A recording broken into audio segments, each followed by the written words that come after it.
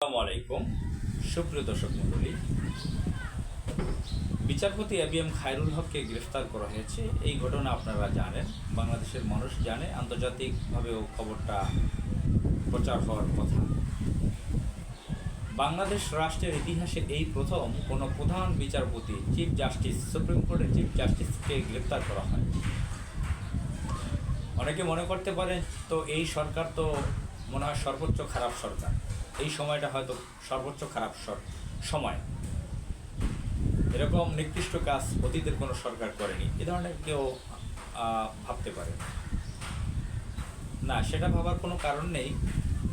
প্রধান বিচারপতির চেয়ারে থেকে, চিফ জাস্টিসের চেয়ারে থেকে এবিএম খায়রুল হক যে অপকর্ম করেছেন, সেই অপকর্ম অনুযায়ী তাকে গ্রেফতার করা হয়েছে।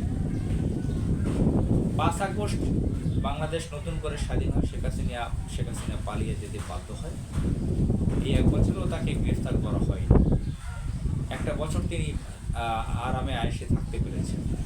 কত ধৈর্য ছিল এই সরকারের, দেশের মানুষের। তিনি মবের শিকার হননি, তাকে বাসা থেকে টেনে হিসড়ে বের করা হয়নি। একজন কুখ্যাত ব্যক্তি খায়রুল হক, আওয়ামী লীগ গুন্ডা, তার বাড়ি বৃহত্তর ফরিদপুর অঞ্চলের মাদারীপুরে। এই খায়রুল হক একজন চিফ জাস্টিস থেকে রাষ্ট্রের গুরুত্বপূর্ণ রাষ্ট্রীয় ব্যক্তিত্ব থাকা সত্ত্বেও, বিচারপতি সম্পর্কে আপনারা জানেন, বিচারক, বিচারপতি, কাজী, তারা কিভাবে মানুষের রেসপেক্ট, ভালোবাসা, শ্রদ্ধা, বিশ্বাস থাকার কথা তাদের প্রতি।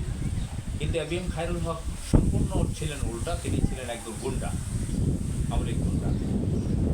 তিনি তত্ত্বাবধায়ক সরকার উঠিয়ে দিয়ে শেখ হাসিনার মতন একজন চরিত্রহীন, লম্পট, সন্ত্রাসী ভারতীয় এজেন্ট মহিলাকে রাষ্ট্র ক্ষমতায়, সরকারে দীর্ঘ বছর থাকার সুযোগ করে দিয়েছেন, এবং সেই সুযোগে শেখ হাসিনা পুরো বাংলাদেশকে লুটপাট করে ভোগ করেছেন, বাংলাদেশের সার্বভৌমত্ব বিনষ্ট করে দিয়েছেন, ধ্বংসের দ্বার প্রান্তে এনেছেন। এই খায়রুল হক নিজে তার চিকিৎসার জন্য প্রধানমন্ত্রীর ত্রাণ তহবিল থেকে 10 লক্ষ টাকা নিয়েছিলেন।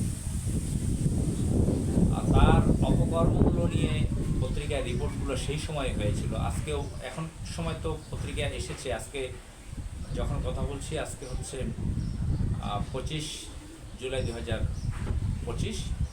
আজকে দৈনিক আমার দেশ পত্রিকা সহ বিভিন্ন পত্রিকায় দেখতে পারেন যে তার অপকর্ম নিয়ে কত রিপোর্ট। বোধ আমার দেশ পত্রিকায় সেই সময় তিনি যখন প্রধান বিচারপতি ছিলেন, তার অপকর্ম নিয়ে বড় বড় রিপোর্ট হয়েছে। কীভাবে বিচারপতি পদ থেকেও রিটায়ার্ড নিয়ে, অবসর নিয়ে তিনি রায় লিখেছিলেন তত্ত্বাবধায়ক সরকারের বিরুদ্ধে। তাকে আবার হাসিনা খুশি করার জন্য তাকে আইন কমিশনের চেয়ারম্যান বানিয়েছিল। নানান অপকর্মে পরিপূর্ণ শত শত ধরনের অপকর্ম চিফ জাস্টিসের পদে থেকে করেছে। কিছুক্ষণ আগে ভারতের দিল্লির এজেন্ট মিডিয়া দৈনিক প্রথম আলোতে দেখলাম, এবিএম খায়রুল হককে নিয়ে রিপোর্ট করেছে, তার ছবি দিয়েছে।